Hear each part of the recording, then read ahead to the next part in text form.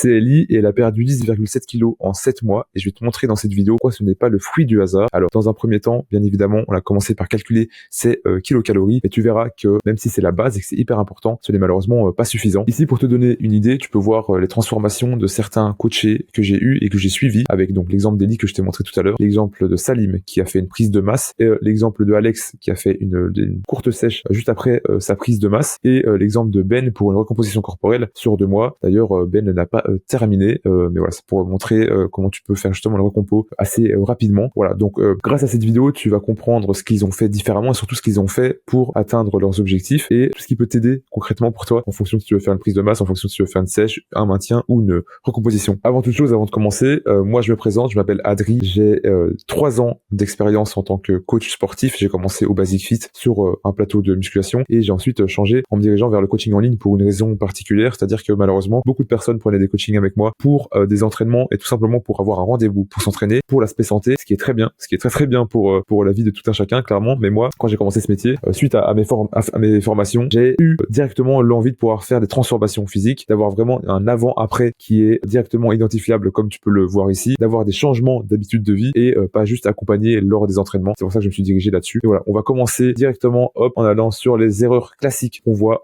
du coup vis-à-vis des kilocals, en commençant par les calories sans structure. Avoir tes kilocals, c'est bien, mais le plus important, c'est surtout déjà dans un premier temps d'avoir tes macronutriments et ensuite d'avoir une structure. Donc tu as tes kilocalories, tu as ton énergie. Maintenant, comment tu gères tes macronutriments en fonction que tu es en sèche, en fonction que tu es en recomposition corporelle, en fonction de si tu es en maintien et en fonction de si tu es en prise de masse. Comment tu structures ça au cours de la journée? Combien de repas tu fais en fonction de ton organisation? Comment est-ce que tu peux maximiser tes résultats en fonction de tes contraintes à toi? Combien de glucides tu mets autour de ta séance? Bref, tu as tes kilocalories. Maintenant, quels sont tes macros et comment tu adaptes ceci pour tes objectifs et en fonction surtout de toi, parce que tu peux avoir un certain type d'objectif, par exemple disons une perte de gras et tout simplement une sèche, mais tu as des contraintes de la vie de tous les jours avec le taf, avec les études, avec une vie sociale, avec une vie familiale. Comment est-ce que tu joues autour? Comment tu individualises ceci? Comment tu prends de ce qu'il y a de mieux pour te permettre d'avoir dans le cas d'une sèche le plus de satiété possible, donc avoir le moins faim possible, faire en sorte de perdre majoritairement du gras et éviter au maximum de perdre de la masse musculaire, tout ça parce que finalement on veut tous être plus beaux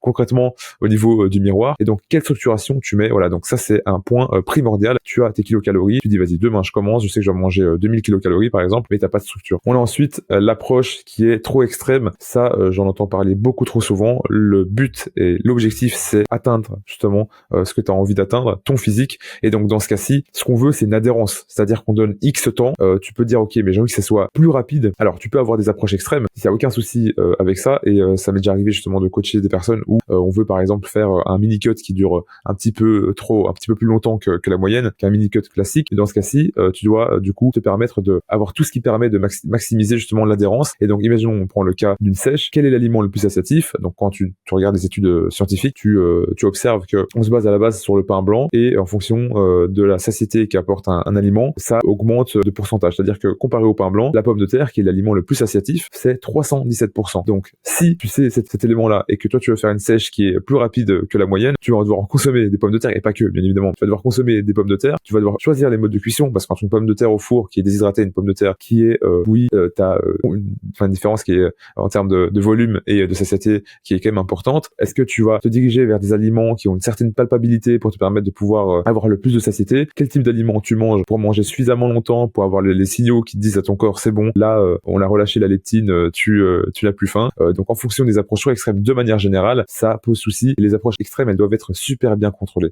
Donc ça c'est classique, d'où le fait aussi, ça c'est en lien avec les kilocalories, tout simplement faire en sorte d'avoir des kilocals qui te permettent d'avoir une certaine adhérence. Donc si tu veux aller descendre trop vite par exemple et monter rapidement, mais là tu risques de prendre du gras, donc c'est un autre type de problème, faut que ça soit contrôlé de A à Z. Ensuite on a l'absence de suivi réel, ça c'est essentiel. Est-ce que tu as planifié? Comment est-ce que tu as planifié en fait dans le futur? Quel est ton suivi? Qu'est-ce que tu t'es dit? Qu'est-ce que tu as mis en place comme stratégie durant par exemple les 6 prochains mois? C'est-à-dire que tu sais c'est quoi ta base, tu sais t'as combien de kilocalories que tu dois manger, certes on va dire que tu sais par exemple quels sont tes macros, mais comment tu vas gérer, comment tu vas faire des différentes phases, comment tu vas rendre en fait dynamique ton alimentation. C'est-à-dire que si tu te retrouves face à une situation où par exemple dans le cadre d'une perte de gras, tu commences à avoir une faim qui est trop élevée malgré le fait que tu mets en place certaine quantité de protéines par exemple pour augmenter la satiété. Est-ce que tu vas faire un refeed? Est-ce que tu vas faire une semaine de maintien? Qu'est-ce que tu peux mettre en place pour pouvoir tenir dans le temps? Super important. On arrive du coup aux conséquences. Hop, les conséquences de ces erreurs classiques, en commençant par la stagnation malgré les efforts. Ça aussi, c'est vraiment un cas classique. Tu stagnes alors que tu as beaucoup de motivation, tu as de la discipline, tu te donnes, mais malheureusement, tu mets cette énergie dans ce qui n'est pas forcément idéal pour toi, ce qui n'est pas forcément idéal pour atteindre tes objectifs. Et donc, c'est pas ton envie qui est problématique. Hein. C'est pas le fait que tu n'as pas suffisamment de discipline, c'est juste que c'est pas adapté à toi, c'est pas adapté à ton cas. Donc, ça fait forcément de la frustration qui, vers la fin, apporte forcément un abandon parce que tu peux te donner à fond et en plus, il y a, on va dire, un retard sur les résultats qui sont escomptés, même peut être bloqué, donc tu peux stagner tout simplement. À la fin, il y a trop de difficultés, il y a trop de discipline qui est demandée, t'abandonnes et donc on arrive du coup à l'effet yo-yo où tu te retrouves dans une situation où au lieu par exemple de maximiser 6 mois, tu vas avoir 2 mois où ça progresse, puis 1 mois où tu stagnes, puis après t'abandonnes. Dans le cadre d'une sèche par exemple, tu reprends du poids. Dans le cas d'une prise de masse, tu empêches de maximiser tes résultats avec le fait de tout simplement augmenter légèrement en poids pour prendre plus facilement du muscle, pour te donner plus d'énergie dans tes séances. T'as fait ton programme d'entraînement sur base du fait que tu fais une prise de masse et donc tu te retrouves à ne pas savoir accumuler, à ne pas savoir encaisser le volume et donc tu accumules trop de fatigue et si t'as pas structuré ton entraînement, tu craches et boum, fatigue nerveuse et abandon et on recommence à la case départ quoi. Donc ce qui manque vraiment, ce qu'on va voir qui fait la différence pour pouvoir potentiellement régler justement ces erreurs classiques, c'est dans un premier temps le problème qui n'est pas la motivation, c'est pas l'énergie que tu donnes, mais est-ce que tu la donnes intelligemment et là où il faut, quand il le faut, avec une évolution dynamique en fonction de semaine en semaine tout simplement. Est-ce que tu as une structure? Comment est-ce que tu as planifié dans le temps? Par exemple, dans le cas d'une sèche ou d'une prise de masse, si t'as pas une planification sur plusieurs mois où tu te dis ok là, donc je commence 1er janvier par exemple, le 29 avril, concrètement, avec les indicateurs uniquement de poids, je vais me trouver entre quel poids haut et quel poids bas. En fait, si t'as pas de quoi te projeter dans le futur, tu navigues à l'aveugle et tu peux pas savoir si t'es déjà dans le bon, si tu progresses comme il se doit, est-ce qu'il faut modifier et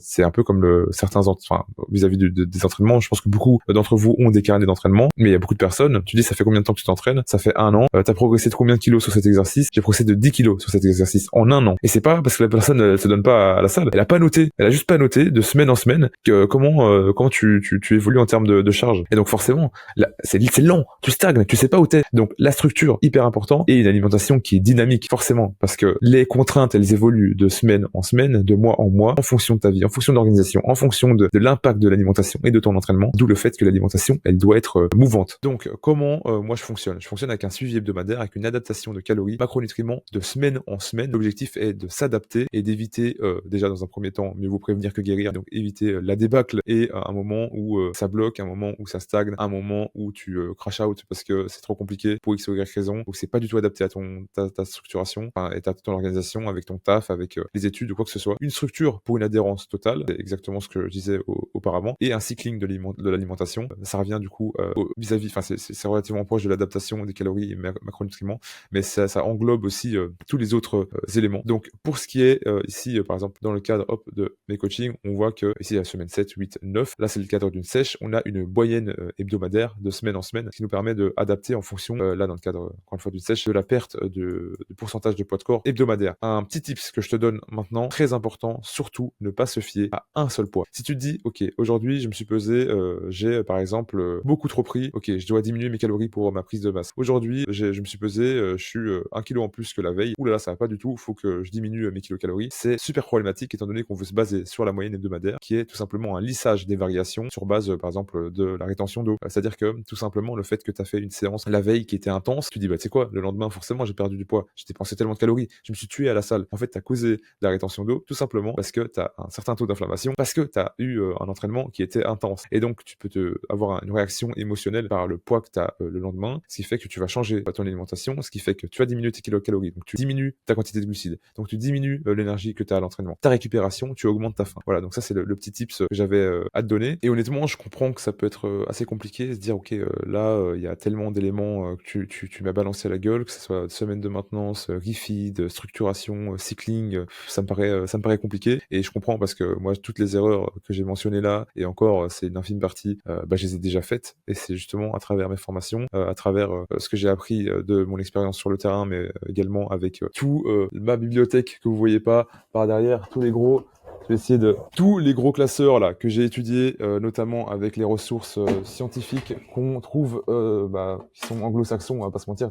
T'as de très très bons bouquins français, francophones, mais le top du top, ça se retrouve quand même dans le monde anglo-saxon. Mais tout ça, ça m'a permis justement de pouvoir avoir ces éléments, ces connaissances qui permettent d'adapter en fonction des personnes. Et c'est pour ça que tout est totalement individualisé. Ça amène forcément à ce genre de résultats avec à chaque fois une méthodologie. Alors là, j'ai montré par exemple une seule personne en stage, j'aurais pu montrer Alice, par exemple, comme on le voit juste ici. Cette méthodologie, la méthodologie que j'ai mis en place avec Ellie est totalement différente qu'avec Alice. Bien que les principes de thermodynamique de base sont présents, c'est des adaptations vis-à-vis de la structure, vis-à-vis de l'évolution, vis-à-vis de la personne, vis-à-vis justement de sa génétique. Quels sont, comment fonctionne concrètement sa leptine et sa gréline, quelle est sa satiété, tu vois, à quel point t'as faim, à quel point t'as de l'appétit, par exemple.